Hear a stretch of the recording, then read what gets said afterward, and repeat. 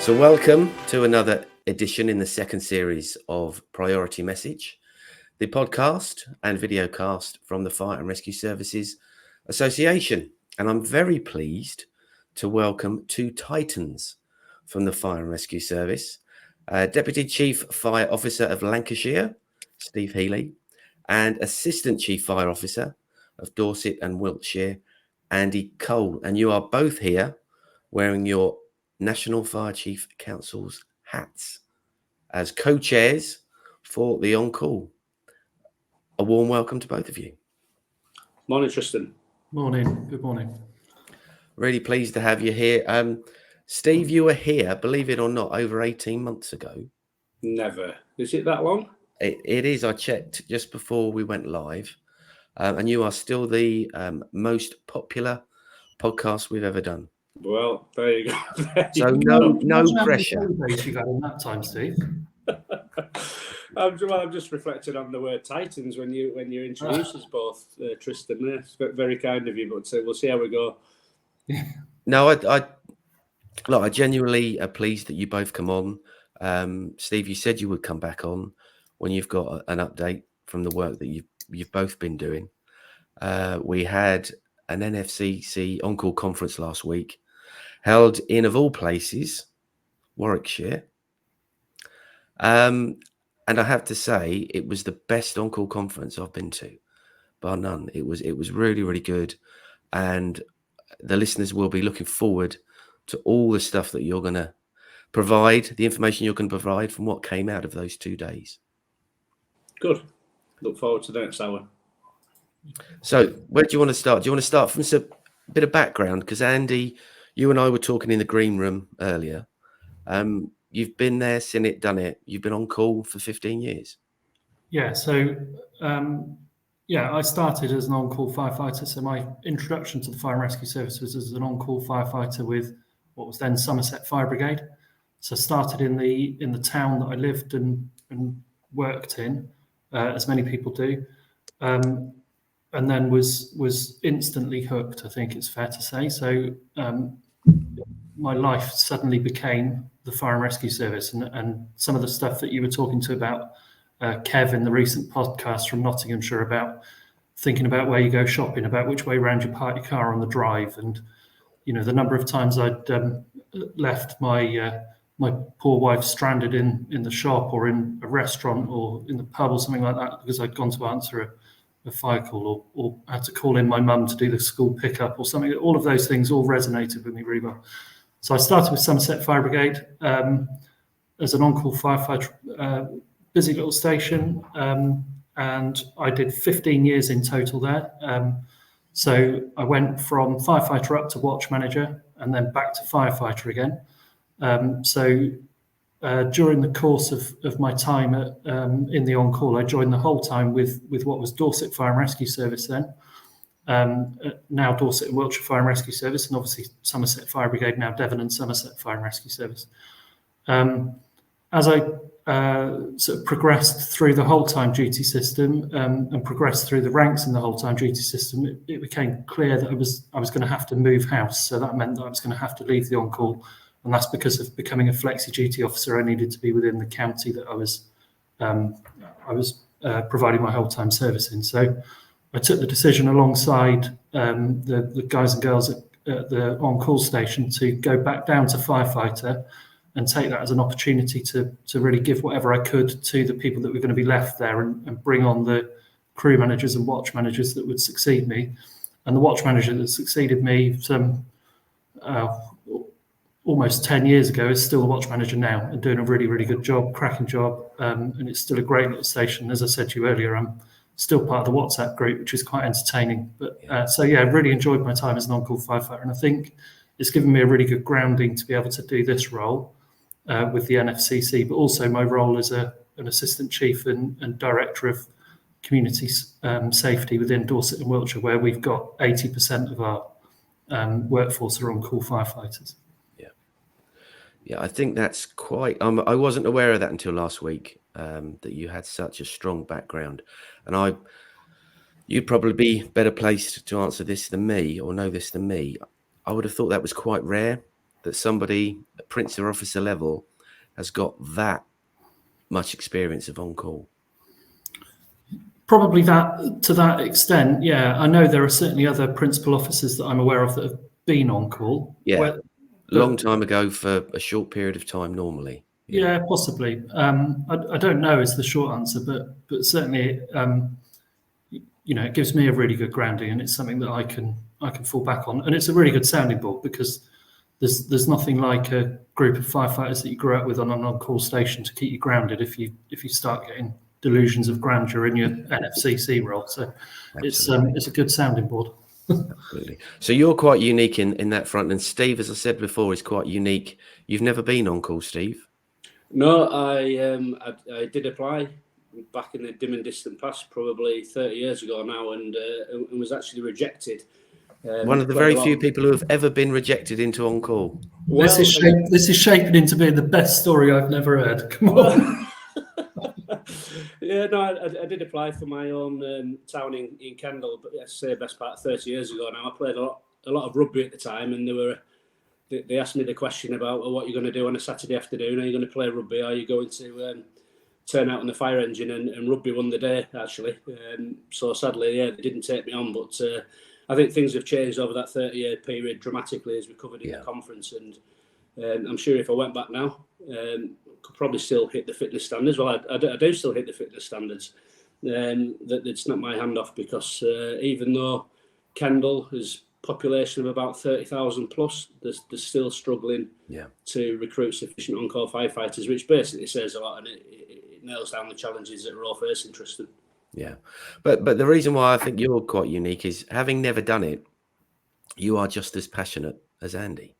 Well, exactly, and you know my history. I've worked in Cumbria for 24 years and in Lancashire for the last 4 years, both very large rural counties, and as Andy says, without on-call firefighters, we just cannot deliver a service. So people like Andy in the dim and distant past, and colleagues that are doing that role now, it's a vocation. It's not a job.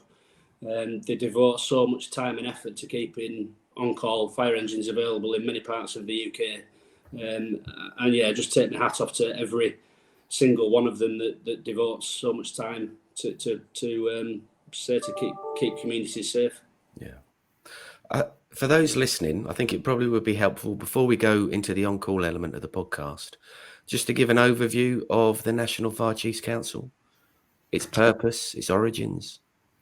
Yeah. I'll have a stab at that. I mean, the NFCC has been around a long time previously in the guise of CFO, a charity, and then it sort of evolved over the period of time, and back it's probably now coming up 8 years. I think the National Fire Chiefs Council was formed. Roy Wilshire, who's now one of the lead HMIs, was the first chair, and in the last 3 to 4 years, Mark's coming to the end of his tenure, Mark Hardingham. And the NFCC is a professional voice of the UK Fire and Rescue Service. It's where senior leaders, chief officers meet every quarter, talk through a myriad of issues, from operational matters, prevention, protection, everything you can imagine around the whole fire and rescue service structure gets debated with the senior leaders, and they set national guidance, national policy, working closely with trade unions and the LGA, the employers, to make sure that the fire and rescue service in the UK is still regarded as one of the best, if not the best, in the world. And part of Andy's role and my role is to champion the voice of the on-call in each and every one of those forums, not just in an operational context, but as I say, in all the different ones, whether that's firefighter fitness, whether it's in relation to competency standards, whether it's in relation to the prevention agenda. We are the voice of all of those thousands of on-call firefighters that are out there serving communities. Fantastic, that's helpful. Andy, did you want to add anything to that?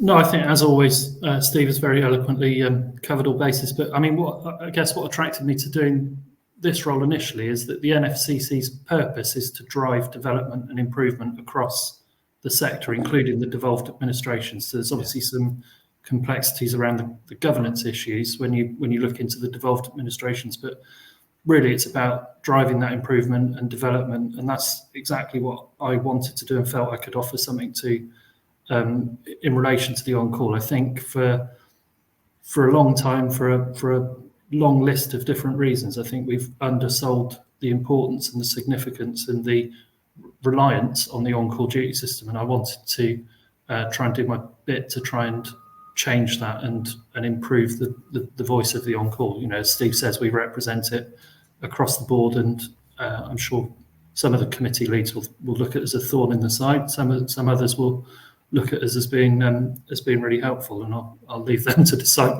which camp they fall into.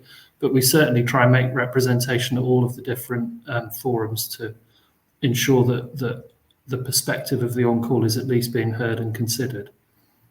So what are the key pieces of work that are being undertaken at the moment that's led us to last week, where we have the on-call conference? From an on-call perspective, Tristan, we've got three main pieces of work that's been ongoing now for probably 12, 18 months. The work stream one, as we describe it, is the data collection piece. I'll let Andy talk to that because Andy's leading that, and then which almost is setting out the problem that we all know, but in a really data-driven, succinct way. And we're on with writing a report around that. And then the second, and I guess the big piece of work is the so what are we going to do to be able to improve the current setup around the on-call. And we use the words many times at the conference that we don't feel it's broken. We feel it does need some tender loving care. It does need supporting, but we can turn this around. And work stream 2 is looking at the challenges that the data gives us and looking into the future to say, well, what could be a sustainable long-term solution for on-call firefighting across the UK? And the consultants that are doing it, exact consultants, Diane and Liz, will be looking outside of the sector as well. So it's not about just looking inside fire and rescue services, both in the UK and across Europe and indeed the world. They are going to be looking at other similar sectors that rely on sort of use a word in inverted commas, a volunteer, fully accepting that on-call firefighters are not volunteers, but that response role when there's an emergency, that they respond to, whether that's a lifeboat station or whether it's a fire station, that these people give up so much time and effort to respond. So that's work stream 2. And then the third piece, which is being led by Gary Ball, who's recently been promoted, so congratulations to Gary if he's listening, to Assistant Chief in West Sussex. Gary leads the practitioner forum, and I know you attend those, Tristan, and all that work that goes on at practitioner level to try and draw out best practice and showcase that. So we do things once and we share it, and if it's working, we get that out across the whole of the UK. I don't know if you want to pick up, Andy, about particularly the stuff that you're doing around the data. Yeah, certainly. So it was clear from the outset that in order to make inform any sort of decision in relation to how we might make the on-call duty system more sustainable, and I completely endorse what Steve is saying about it's not broken. We part of what we're doing is trying to make sure that the terminology is right in these different forums that we attend, and either of us or both of us will speak up if we start hearing people using terminology like the on-call duty system is broken. It's not broken. It doesn't need fixing. It needs a bit of TLC sorry. The joys of recording a podcast from a fire station. Absolutely, yeah. It just needs a bit of TLC, as Steve has said. So in order to inform any sort of decision making, whether that's about providing chief fire officers and senior teams across the sector with information and examples of practice that's taking place in other fire and rescue services that they might want to adopt, or whether it's talking to central government and going to the Home Office roundtables, as Steve and I have done. If any of those conversations need a decent, robust, comprehensive evidence base in order to support it. What was lacking, I think there's lots and lots of different pieces of data. There's lots and lots of data sources across the sector and beyond. So there's other things that we can look at and learn from other agencies, other fire and rescue services in other countries and so on that we can learn from. But what we found that was lacking within UK FRS was a really good comprehensive database, I suppose. So a basis upon which to build future decision making and inform the direction. Now, a lot of it, anecdotally, you speak to Steve and I and our colleagues in different fire and rescue services, then we'll tell you anecdotally what the issues that we're facing are. It's always going to be recruitment, it's always going to be retention and availability, but we've got nothing to actually hang that on because we haven't got this database.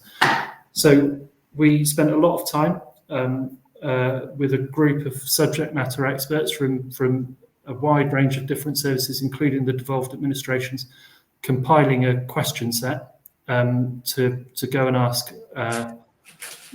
questions of all of the different fire and rescue services. And what was different about this is, unlike other datas or other data requests and surveys that fire and rescue services respond to, we were really clear about how we wanted this responded to in terms of ensuring that the interpretation of what we were asking was right, so that the consistency of the responses was correct. So to give you a really basic example, availability. So if we talk about availability, there could be 20 different interpretations of what we're asking, and particularly if you start looking at optimum models, and we only measure our availability between 3 o'clock in the afternoon and 7 o'clock in the morning on a Wednesday, third Wednesday of every month. So we've got 100% availability because that pump's on the run, and we didn't want that. We wanted to know, warts and all, and it's being used to inform this practice, what is the availability of all of your fire engines all of the time, whether you're in some cases deliberately not crewing them in order to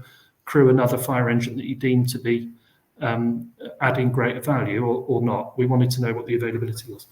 So pleasingly, about 80% of all of the fire and rescue services across the UK responded to that survey. As you'd expect, there was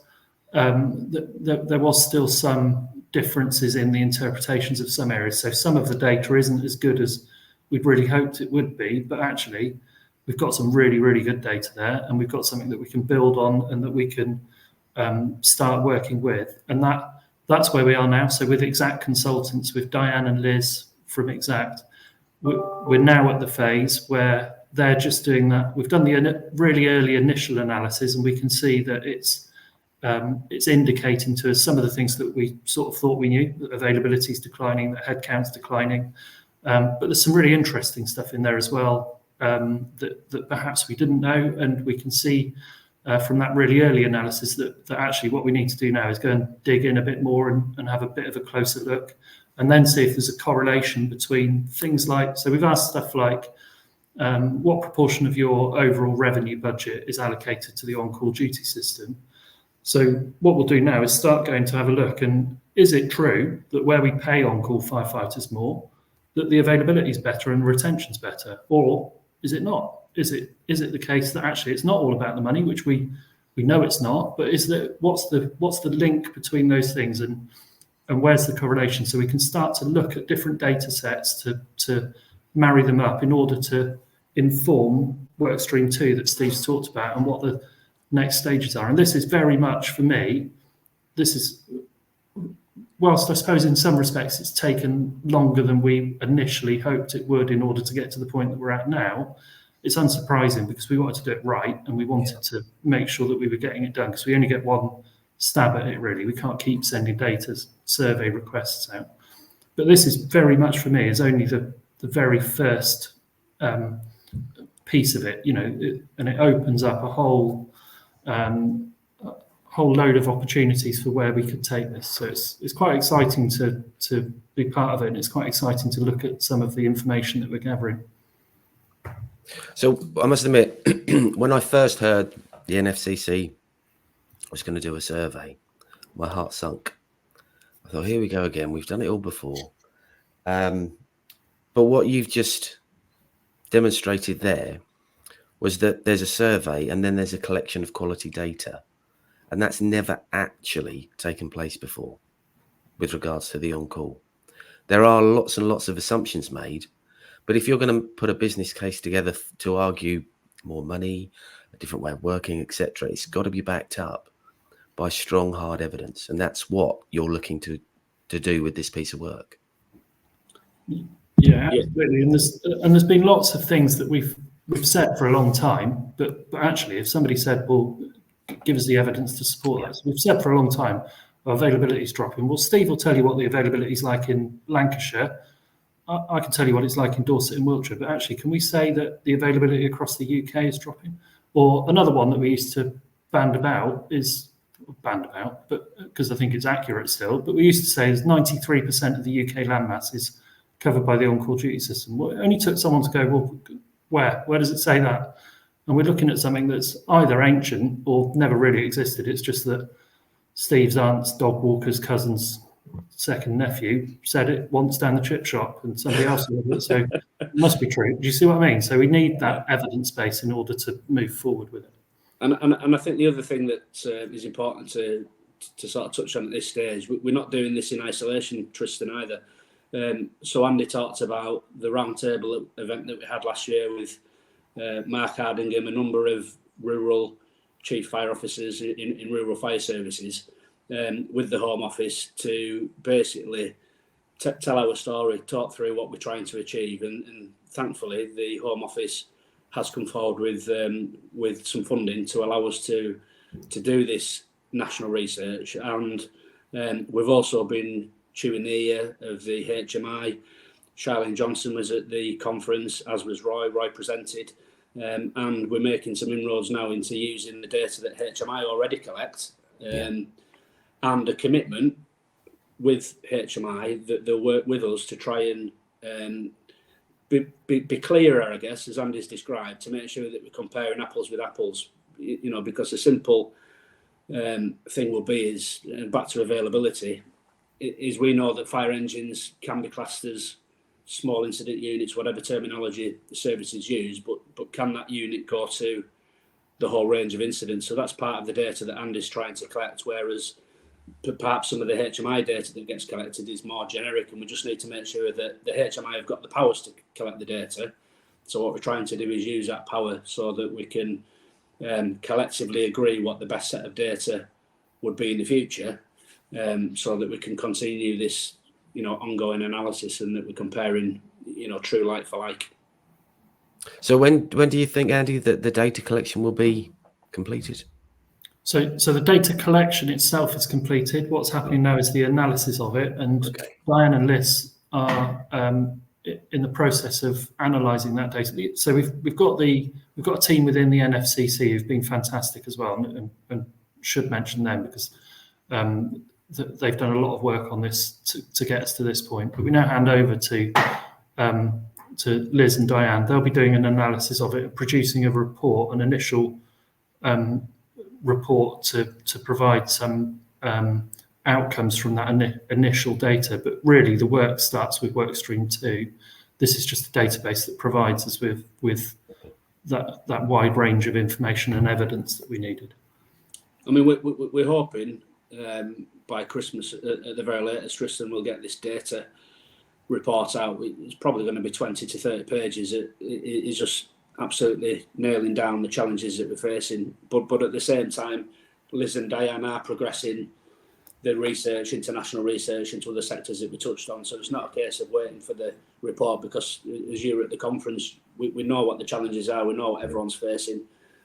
So we didn't want to just delay starting the so what element of it. So there's two, both workstream 1 and 2 are twin tracking, and we're hoping to see some report, as I said, this side of Christmas.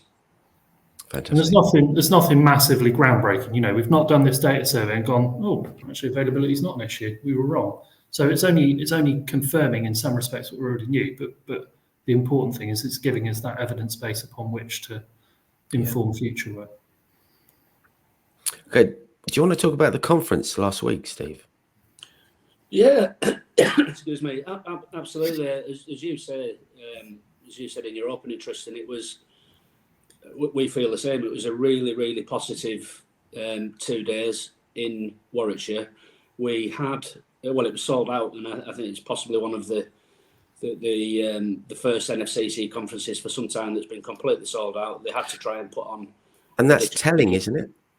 Say again, sorry? That is so telling. Well, absolutely. There are so many people out there who are looking for leadership. They're looking for answers. They're looking for some assistance and support, because they know everybody at that conference last week was signed up to the fact, and you've already said it, both of you have said it a few times, it's not broken, and it's not broken, and it does need some TLC.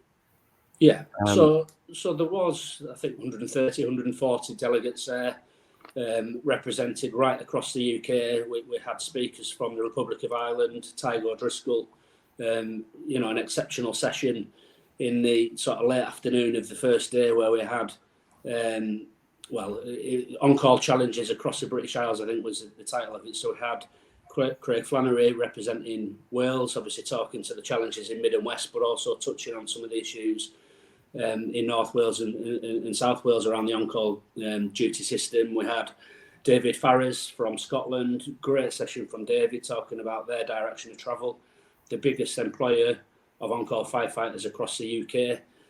We then had Kevin Tedds, and when you talk about Titans, I did listen to the podcast that Kevin did with you 2 or 3 months back, Tristan, and this guy from Nottinghamshire Fire and Rescue Service, he just was so passionate, and him alongside Assistant Chief Damien West talked so positively about some of the things that they're doing, and I described them a little bit like the All Blacks. They're not doing anything completely radical. They just do the basics really, really well, and their availability, 85-86%. It just shows, as Andy said, as we've all said, that the system isn't broken. It just needs dedication, time, and effort putting into it. So, it was a really great conference. We had actually representation from London Fire Brigade.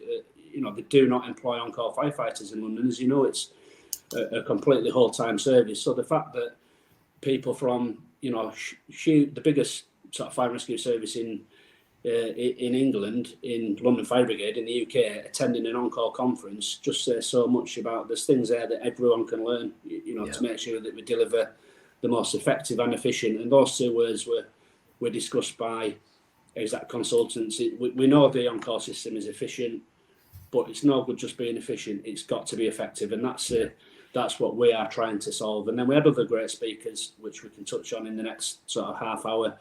We had Neil Taylor representing National Fire Fit. So Neil leads all of the firefighter fitness element. We had John Rosson from Lancashire talking about our journey with Dr. Steve Sadler, done a massive, and everybody knows Steve's name, but done some work with us around the use of data and ORH to create a new piece of software. We had some of Andy's team, Dave Leanne, and I think there's another colleague of Andy's, I can't remember who it was, Andy.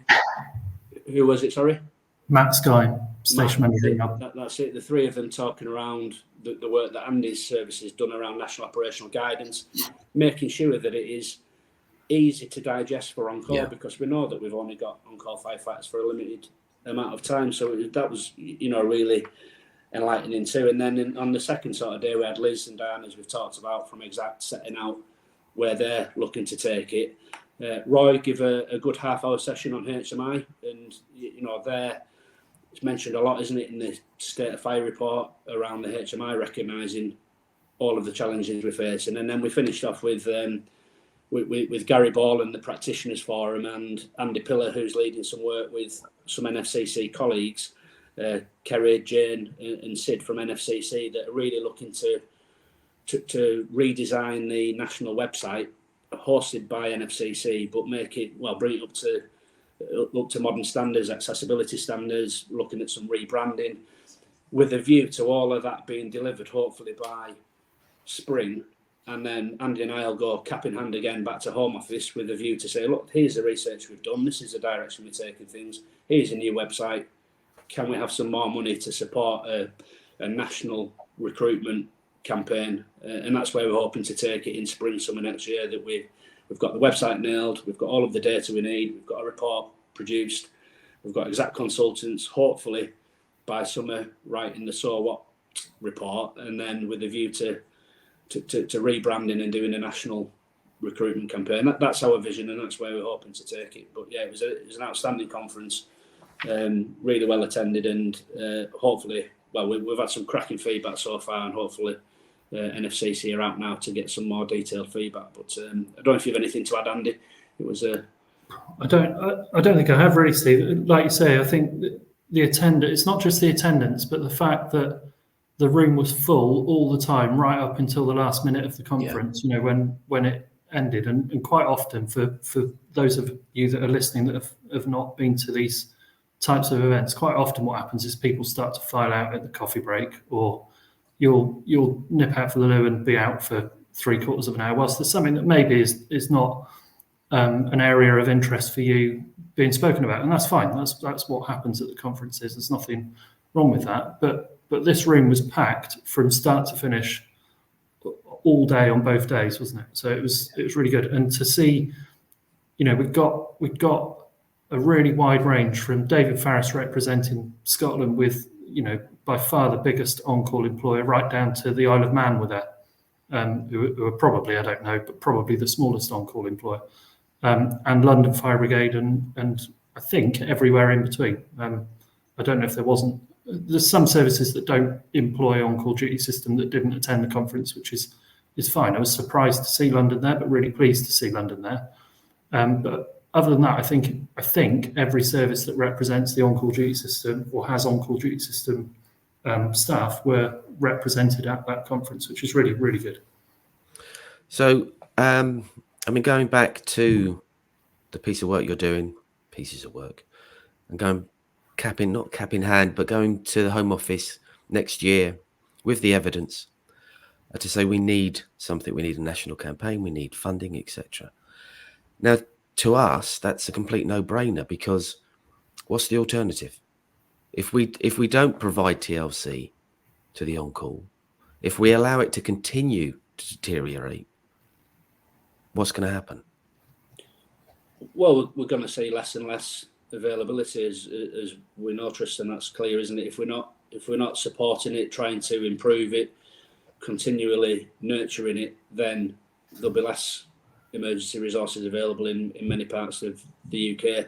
Yeah. And repeating what Andy said, we can't go to Home Office, and it was my phrase, cap in hand, we can't go to Home Office without a business case to ask for additional funding. The Home Office do fund fire and rescue services. The NFCC get funding from the Home Office to deliver many things. There's a lot of funding comes in for protection, for example, following the Grenfell tragedy. But they also fund other elements of it. And our job as on-call leads is to make sure that the voice is heard of the on-call, and that the Home Office understand the challenges. And we do believe that they do understand the challenges that we're all facing. But in order to release money, they've got to have a robust business case, and that's what we're working on currently with that data set. And we've seen some national adverts, haven't we, about the Armed Forces, Reservists, and the Territorial Army. So what we're aiming to do is try and do something similar to that, so that we can go there and have a brand new rebrand. The great work that Terry did, and I mentioned Terry on the initial podcast with the Need More campaign, it's been fantastic. Many services use that branding to really deliver the message around on-call, but we just feel it needs a bit of a refresh and a relaunch, and that's our intention come spring next year. Well, looking after the on-call on a national level and a local level is just like painting the Forth Bridge, isn't it? It's a never-ending job. And there is no... The other phrase that was continuously mentioned, I think pretty much by every presenter, there is no silver bullet. There is no one thing. There is no switch to flick. And there is no package that's going to cure it forever and a day. It's lots... Going back to Kevin Ted's, it's lots of doing the right things well, continuously. And that... Some will look at that and say, well, that's hard work, or that's boring. But that is the job. That is what needs to be done, isn't it? Yeah, it is. And I think we need to be braver with it as senior leaders. I think we need to be braver with it as staff within fire and rescue services. I think we need to be braver with it. And I said earlier on to you prior to the podcast, Tristan, I don't want to be somebody that just keeps the seat warm and talks about how we could improve the on-call duty system for the next 20 years or whatever, keeping the seat warm for somebody else to come and sit after me to talk about how we could improve the on-call duty system, if we've even got one by then, because we've not done anything with it. So I'm really keen that we actually do stuff. And I don't think it's broken. I do think it needs modernising. I do think that we need to try and be a bit radical in some places with it, and we need to be looking at all sorts of different opportunities to improve the sustainability. And whether that means that we have to take the plaster off some stuff that we've been sort of skirting around the edges of for a long time because it's going to be a difficult conversation. And is a firefighter a firefighter? There's a conversation that takes place probably in every fire and rescue service, pretty much every day. But actually, who's leading that conversation nationally, and who's actually getting into it? And I'm not saying a firefighter is not a firefighter. I've got my view, and I know Steve's got a view. But I think we need to start looking at it. Do we need to have a firefighter in a small fishing town, like some of the on-call stations that I've got, trained in multi-lane motorway RTC response, and a fire station next to a motorway, which I've got as well because I've got a huge service that covers a great geographical area, but Steve will certainly have next to a motorway, trained in marine firefighting? You don't need it. So, but at the moment we just do this, broad brush approach where we train everybody in everything in order to make sure that everybody's up to a level. I think we've got to look at it differently. Do we need to say you've got to be within the fire station within 5 minutes in order to respond? I don't know, do we? Do we need every fire station? I've got 50 fire stations, 47 of which are on call. Do I need all of them to turn in within 5 minutes? Or actually, if I've got a really big incident and I know I've got a station that I struggle to crew during the day because I'm asking them to be there in 5 minutes, is it all right if I say you can turn in within 30 minutes and we'll use you for specific things? We'll use you for standbys or reliefs or makeups or whatever that may be. Now, nobody's going to want to join the on-call duty system just to be a standby crew. I know that, but I'm talking about how you utilise the staff that we've got and the fantastic skill sets that are on every single on-call station that we just don't tap into. How do we utilise that better? How do we keep them engaged and improve the retention? And I think in order to do that, we've got to start having some of the more difficult conversations and trying stuff and going, well, actually, that didn't work quite how I thought it was going to. Let's try it this way instead, rather than just have a talking shop. So on that, first of all, we welcome that. We welcome innovation. We know that things cannot stay the way they are. We can help with that. I think if you have those statements posed by officers, firefighters are naturally going to be a bit, hang on a minute, what's the underlying issue that you're trying to push here? Whereas coming from a trade union, I think we can help firefighters and our members engage in those conversations and get them to understand that actually doing things differently can be to your benefit. And that would lead me on to one of your presenters, probably the highlight of the 2 days, which was Tiger O'Driscoll from the Republic of Ireland, and his attitude of, well, let's try it. Let's just try it. If it works, we've all benefited. If it doesn't, okay, well, we try something different. And that's what the fire service needs to do. Yeah, I couldn't agree more, Tristan. I think Tig's presentation was, his delivery style was outstanding, wasn't it? Is a really likeable character, and what they're trying to do in the Republic of Ireland, it's similar to the UK but different. They pay a lot more, but as Andy said right at the very start, pay isn't the silver bullet, and we can touch on that in a moment around the new NJC pay rates, which are coming in from January 25.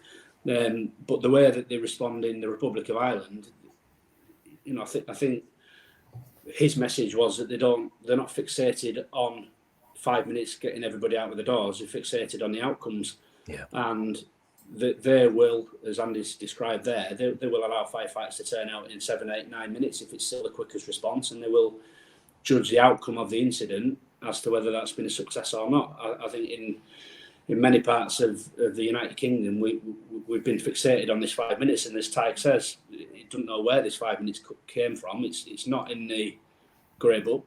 It talks in the Grey Book about being there quickly, or words to that effect.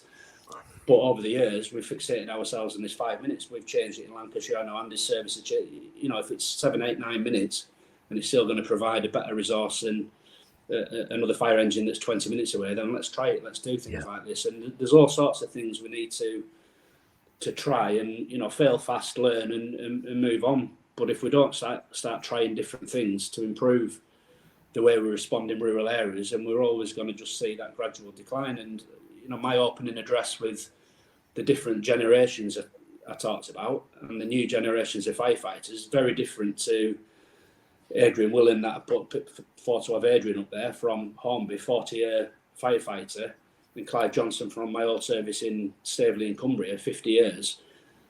People devoting so much of their life to this is going to be fewer and far between as we go forward. So we've got to look at how we recruit, how we retain, how we mobilise firefighters in 2024, not how we used to do it in 1970. And all of the fire engines that have evolved over the years, the only thing that's really changed is we wrap some of how and they carry different kit, but the actual 15-ton fire engine from post-war is fairly similar now, isn't it? And we've got to start thinking about, is that the best way to deliver response and resilience in rural areas? And I know Craig Flannery, it was a cracking presentation from Craig in Bid and West Wales, talking about that community resilience role, emergency medical response. What role do we have around that to make sure that ultimately we're protecting our communities? We've talked till the cows come home within NFCC and other areas around broadening the role, but there's no point talking about it for 10, 15, 20 years. We've got to do it because there's people out there that are sadly losing their lives where the fire and rescue service could have made a difference. And so all of those things that we've talked about, Tristan, we do share a passion. We want to make a difference. We're not just in this position because it's, we want to do a lead NFCC role, but take all of that away. Both myself and Andy are here because we want to turn this around and we want to deliver the best services we can across every single part of the United Kingdom. And I think the final reflection on the conference, there was a speaker, and I don't know which service the individual was from, that talked about the system and we just need to get rid of a load of on-call and put a load of whole-time fire stations in there. Well, one, it's completely unrealistic and unaffordable. Two is, can you imagine the islands of Scotland or in the dim and distant valleys of Wales to try and have a whole-time fire engine in a village that does 15, 20 incidents a year? It's just unrealistic. What we've got to do is make sure that those fire stations, a bit like Scotland are trying, with the sort of spoke, the wheel and spoke. I don't remember how Davey described it, but you have a hub and then you have satellite stations. That these satellites are still delivering the best resource that they possibly can. And if that's going to a cardiac arrest because the ambulance is an hour away, 100% that's what we should be doing. And we've got to break down these barriers, and we won't stop trying until we get some success in that area. I think going back to Andy's point about doing things differently and pushing the envelope, some services are already doing it. And I'm talking about Scotland, because of the geography, they're having to do it. They've evolved into doing things differently. They've just not necessarily focused on the fact that they're doing it differently. You talk about Craig in Mid and West Wales. They've been doing corresponding since 1998. They know it's the right thing to do. They've been doing it differently for a number of decades. It's about having that central leadership, the evidence base to really, really push this and deliver the opportunities that the on-call duty system can provide if it's got the resources, if it's got that TLC. And having been around for a long time and seeing 4 storms in the past, I think this is probably the best opportunity we've got. Just a shout out to Gary Ball and him heading the practitioners group. That is a key part of the on-call improvements that he's driving. I know he got promoted while he was in that particular role, and my initial thought was, oh God, we're going to lose him. But thankfully, him and Andy, who's brilliant as well, Andy Pillar, are staying, and they're producing some good work in terms of best practice. I agree with you, Tristan. I think that I have to agree with you secretly, because one of the keys to Gary's success is that Steve and I keep him on his toes by constantly asking him what he's actually done. But you're absolutely right. The practitioners forum is is buzzing. It's a really, really good atmosphere, I understand. Again, represented by practitioners across each fire and rescue service. And they've got their next meeting coming up, I can't remember, shortly in Norfolk, isn't it? So Yeah. I'm sure that'll be another really, really good event. And there's some really good stuff coming out of that. And again, simple stuff that won't surprise us, won't surprise listeners, because we'll all know about it anecdotally. But a quick straw poll around that room at the Practitioners Forum revealed that in order to be an instant commander, to sit in the front seat of the fire engine, in one service you could do that after a 2-day course, and in another service it's a 14-day course. Well, let's get our heads together and try and sort out what it is that we actually need to achieve in order to go out in charge of a fire engine. So there's some really, really good stuff coming out of that, and Gary is doing a great job, and I'm confident that he'll stay doing it, despite reaching the dizzy heights of assistant chief. Yeah, well, we've had conversations in that group about fitness. We've had conversations about the working time regs, and every service will interpret stuff differently and do things differently, which seems to be the way of the fire and rescue service. But you're absolutely right. We need to hone down and identify best practice as soon as possible to ensure that any artificial barriers in terms of improving on call are lifted as soon as possible. Yeah, and some of the great work that Gary and Andy are doing will feature. It will be uploaded, as Andy's just said. We do keep badgering him to say, well, that's all well and good, but it needs to be accessible somewhere. It needs to be up.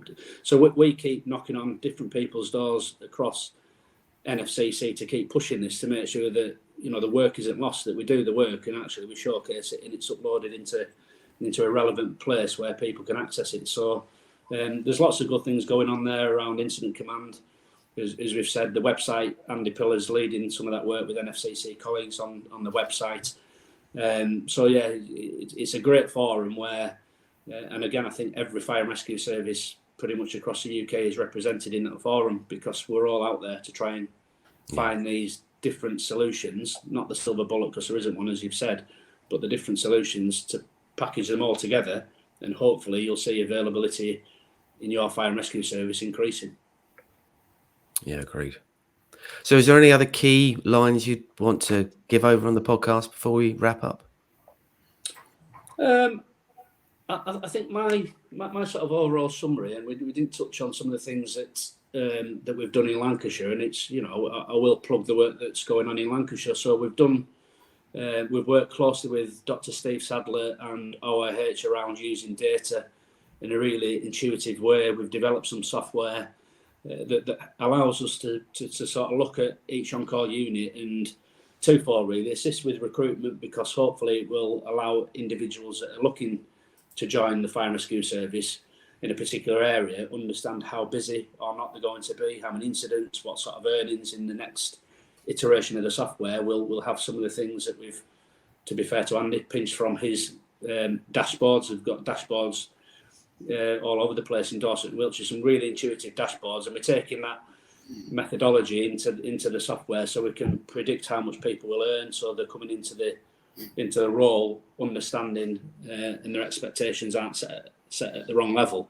And second fold really allows us to identify, looking back at data, if we were to upskill an individual on a unit to either driving or OIC, which are critical skills, how much additional availability and incidents would that station have attended. So we're working with data, so a big plug out for that data. It's a really good piece of software. And the second one really is to Neil Taylor and the work that's going on in Firefit. So we will keep pushing to all these different areas of NFCC, whether that's the ops committee, whether it's Firefit, whether it's competency standards, to do exactly what we're describing there. Well, how does that impact the on-call, and what can we do to make sure that whatever we do as a sector improves the position and the availability of on-call fire engines? And it's not about 100% not about lowering the standard.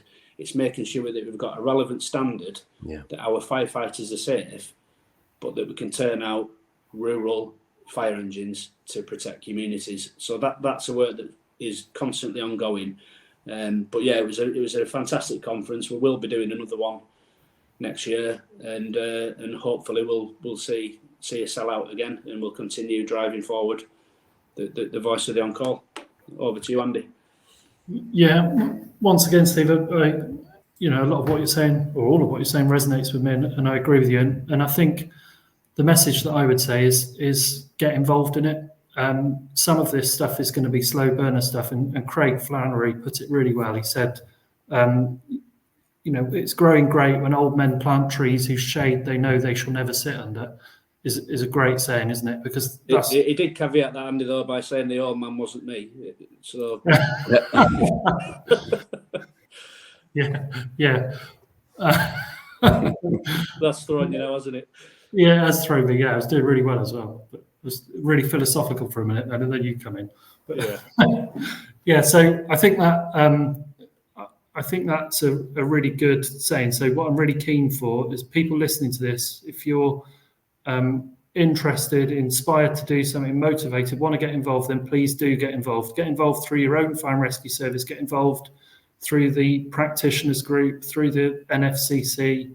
But none of this is going to happen because me and Steve say it's going to happen. It's going to happen because people listening to this want it to happen, and we need to make a difference with it. So get involved. And if you're a member of the public listening to it, then go onto your Fire and Rescue Services website and join the On-Call. There's a really good starting point. Love it. Brilliant. Well, hopefully both of you will come back in the spring for a further update. You're certainly welcome to. Sounds good. I know Dr. Steve Sadler, he wants to come on the pod. So I'm going to get him on. John Rosson and Dee, they've asked to come on the pod. Craig will be coming on the pod as well. So after the conference last week, we've got a bit of a queue, which is great. We love it. Good. Yeah. Fantastic. So on a personal level and on behalf of the FRSA, and I mean this, I want to thank you both. The passion and the belief that you've shown in taking on the role of being co-chair for the On-Call for the NFCC has shone through all the way through this. I think that's probably one of the main reasons why the conference was a success. People see that this is a vehicle that's actually moving in the right direction. It's been long needed. We hadn't had an On-Call conference, I don't think, Steve, since 2019. Yeah, it will have been back then, before COVID. We did have the event up in Lancashire last year, but it was more of a networking event rather than a full NFCC branded conference. So yes, that's the first one for 5 years. And as I say, I think it's probably in recent times the one that's sold out. Sometimes the 5-fit one gets well attended as well, which is great. But yeah, it was fantastic to see so many passionate people in one room that are all with the same endeavour to try and resolve and improve some of the challenges we've got. And we've just got to keep moving at pace. That's what we've got to do. You've got some traction, and I just hope we will do everything we can. You know, the FRSA is supportive of what you're doing. Want to work in collaboration. Want to be part of the solution. So you've got our commitment that we will provide all the necessary support we possibly can to you both and the organisation. Thank you, Tristan. It's good. Excellent. Thank you. So thanks again. Thanks for listening to the latest episode of Priority Message. Please tell all your colleagues, like and subscribe and give us a 5-star rating. And there will be a new episode coming shortly. Thanks very much. Goodbye.